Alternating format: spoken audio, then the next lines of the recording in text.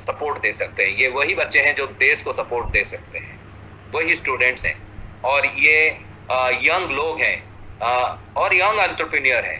ठीक है, ये हमारा स्ट्रेंथ, इसको हम कैसे करें, ये हमारा एक्चुअली स्ट्रेंथ अभी क्या, मैं इसीलिए क्वेश्चन मार्क लगाया हूं, क्या ये सही में हमारे लिए डिविडेंड है या नहीं है, क्या हम सोचते हैं। Now come to the next slide जो बहुत डिस्करेजिंग है। ये देखो, ये डाटा डिस्करेजिंग है, ये आप लोगों को जानना जरूरी है, हर एक स्टूडेंट को ये सोचना चाहिए। ये जो एज ग्रुप हायर एजुकेशन में आ रहा है, ये सिर्फ 3 करोड़ है। 34.6 मिलियन का मतलब हो गया 3.46, 3.5 करोड़ के सिर्फ 48 करोड़ लोग हमारे पास जो यंग लोग हैं, और उन्हीं में से सिर्फ 3 करोड़ यानी 1/16, आप सोच सकते हैं 6% भी नहीं है, 1/16 हायर एजुकेशन में एनरोल है।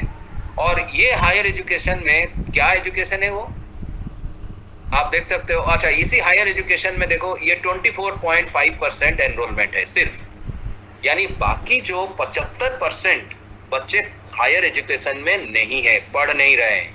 कहां जा रहे हैं? शेड्यूल कास्ट आप देख लीजिए, बहुत कम, शेड्यूल ट्राइब भी बहुत कम। ये हमारे साथी हैं, इनको मदद करना जरूरी है। और डिस्टेंस एजुकेशन, जैसे आप लोग एसओएल में पढ़ रहे हैं, काफी बच्चे ऐसे बच्चे हैं जो डिस्टेंस एजुकेशन में 11% है। कहने का मतलब हो गया कि ये सारे बच्चे, इनका 80%, 79.3, ऑलमोस्ट 80% अंडर ग्रेजुएट लेवल में है। और सबसे जो इंपॉर्टेंट बात है और जो सबसे सैड की बात है, मैं कहता हूं डिस्करेजिंग, इसीलिए मैंने नॉट एन इनकरेजिंग इसलिए लिखा हूं कि सिर्फ 2% फॉर्मल टीबीईटी का मतलब हो गया training, technical and vocational education training. Technical और वोकेशनल एजुकेशन में सिर्फ 2% बच्चे हैं जो फॉर्मल पढ़ रहे हैं, और 8% बच्चे हैं जो नॉन फॉर्मल में है। नॉन फॉर्मल मतलब डिस्टेंस एजुकेशन में, जैसे NIOS, national institute of open schooling, जो स्कूल के बच्चों को आजकल एनरोलमेंट करा रहा है स्किल सीखने के लिए। अनुराग जी बहुत बोले हैं स्किल इंडिया के बारे में, तो ये स्किल इंडिया हमारा अभी यहीं तक पहुंचा है, ये कुछ नहीं है, इसको बहुत आगे बढ़ाना है। माय डियर स्टूडेंट्स, आप लोगों को पढ़ना है। मेरा कहने का मतलब है कि अगर एजुकेशन को हम बहुत आगे ले लें, जो अभी आप first year, second year, third year में हो, या आप एमए भी कर रहे हो, आप एक लगन के साथ अपना एजुकेशन को कंप्लीट करने के लिए कोशिश करें, तभी जाके हमारा जो हम कहते हैं ना ईज ऑफ डूइंग बिजनेस, या फिर आपका ये जो है एंटरप्रेन्योरियल डेवलपमेंट इंडेक्स, ये दोनों आगे बढ़ेगा। क्योंकि एजुकेशन हासिल करने का जो है, सरकार ने काफी हमें मदद किया है एजुकेशन सेक्टर में, लेकिन और भी करेगा। हमारा उम्मीद है कि और भी करना चाहिए, स्कूल्स और कॉलेजेस खोलना चाहिए। लेकिन ड्रॉप आउट रेट्स भी बहुत होने के कारण ये प्रॉब्लम हो रहा है। तो बच्चे पढ़ते नहीं है, ड्रॉप आउट क्यों हो जाते हैं, उसके लिए बहुत सोशल इश्यूज हैं, मैं मना नहीं करता, गरीबी के वजह से है, पॉवर्टी जिसको कहते हैं, या घर में प्रॉब्लम हो रहा है, या और भी कुछ है। लेकिन that should not be a deterrent to our spirit, क्योंकि स्पिरिट एक ऐसा चीज है जो हम नेटवर्क के थ्रू से आगे बढ़ा सकते हैं। तो ऐसे अगर हम एजुकेशन को बढ़ाएंगे, then we can create an entrepreneurial ecosystem. इसमें गवर्नमेंट बहुत मदद करेगा, क्योंकि गवर्नमेंट पॉलिसी जो आप देख रहे हो, ये इकोसिस्टम का मेन पार्ट है। और सेकेंड पार्ट मैंने यहाँ पर रखा है कल्चर जो है हमारे ऊपर है। गवर्नमेंट एक तरफ जो पॉलिसी देना चाहिए, जो अभी लास्ट 2 दिन में अनुराग जी ने आपको कितने सारे वेबसाइट के थ्रू से दिखाया, क्या सारे स्कीम्स गवर्नमेंट का है, पॉलिसीज क्या है, और कल्चर जो है हमारे साइड में है। हमें सोचना चाहिए कि हमें आगे बढ़ने के लिए एंटरप्रेन्योरशिप लेना है। हम खाली सरकारी नौकरी के लिए नहीं भागना चाहिए, हमें कोई हर समय नौकरी हम दें लोगों को, कोशिश करें, थोड़ा सा मेहनत करें, और हम जो है कोशिश करें कि भाई एंटरप्रेन्योर बन के सबको सुविधा दें।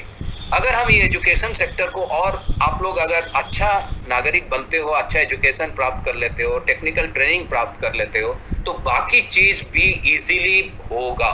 एक्सप्लॉयटेशन कम हो जाएगा क्योंकि आपको कोई धोखा नहीं दे सकता if you are highly educated, आपको कोई गलत इंफॉर्मेशन नहीं दे सकता। सो यूनिवर्सिटीज जो है वो सप्लाई साइड में यहाँ पर है। मालूम है कि यूनिवर्सिटी और ज्यादा इंडिया में होना चाहिए, लेकिन जितना भी है उसका भी फुल यूटिलाइजेशन होना चाहिए। मेंटरिंग, जैसे हम जैसे लोग बैठे हैं, अनुराग जी बता रहे हैं ही इज ए मेंटर, केवी गुप्ता बता रहे हैं ही इज ए मेंटर, मैं यहाँ पर आपको कुछ कुछ बता रहा हूँ, और आप जहां भी जाइए मेंटरशिप भी एजुकेशनल इंस्टीट्यूट में मिलेगा। तभी आप एजुकेशन एंड ट्रेनिंग के थ्रू से आप एक ह्यूमन कैपिटल खुद बन जाओगे और वर्कफोर्स बहुत तगड़ा होगा। बैंक्स भी आएंगे फंडिंग करने के लिए, तो सरकार भी अपने आप को ठीक करेगा, रेगुलेटरी मैकेनिज्म निकालेगा, गलत चीजों को और कैसे बंद किया जाए, अच्छा चीज आगे चले वो रेगुलेशन के थ्रू से होगा। फिर हम जो आज मोदी सरकार कह रहा है कि हम लोकल से ग्लोबल जाएंगे, तो फिर ये होगा कि हम लोग डेवलप कर पाएंगे। तो एजुकेशन इज वेरी इंपॉर्टेंट, और इसमें मैं कहूं कि सरकार कुछ कुछ कदम तो लिया है, गवर्नमेंट पॉलिसी आपने देखा है, एजुकेशन सेक्टर को भी आगे बढ़ाया जा रहा है। ये 2 स्लाइड जैसे गवर्नमेंट के पॉलिसी में ये बहुत पॉपुलर हो गया है, मेक इन इंडिया, जो कोविड के बाद भी हम सोचते हैं कि इसी का ये ब्रांड काफी आगे बढ़ेगा, और हम लोग स्टार्टअप जो मोदी सरकार का स्टार्टिंग में हुआ था कि स्टार्टअप करिए, और ये 2 बहुत ही इंपॉर्टेंट चीज है। बाकी तो बहुत सारे चीज अनुराग जी ने भी आपको बताया है, मैं ये थोड़ा उदाहरण के लिए दिया हूं कि ये जो ब्रांड्स हैं ये धीरे धीरे मेक इन इंडिया एक ब्रांड बन रहा है। स्टार्टअप करिए, लेकिन एजुकेशन को अभी आप मत भूलिए, अपना एजुकेशन को स्ट्रांग बनाइए, तो आगे देश बढ़ेगा। तो मैं लास्ट को यही कह रहा हूं, माय डियर फ्रेंड्स, प्रॉब्लम है सबको, हमारे लिए प्रॉब्लम और प्रॉब्लम नहीं है, हमारे लिए सॉल्यूशन भी प्रॉब्लम हो रहा है, क्योंकि एक प्रॉब्लम का बहुत सॉल्यूशंस भी है, और इसको भी आपको चूज करना है कौन सा सॉल्यूशन हमें लेना है। ये एजुकेशन से ही मिल पाएगा। आप देख रहे हैं, आप कितने सोच रहे हैं हर जगह पे, क्या करना है क्या नहीं करना है, किसको पूछना है क्या करना है, प्रॉब्लम्स बहुत है, सॉल्यूशन हमें ढूंढना है, सॉल्यूशन भी बहुत है, राइट सॉल्यूशन को लेना है, और then only we can make a good society.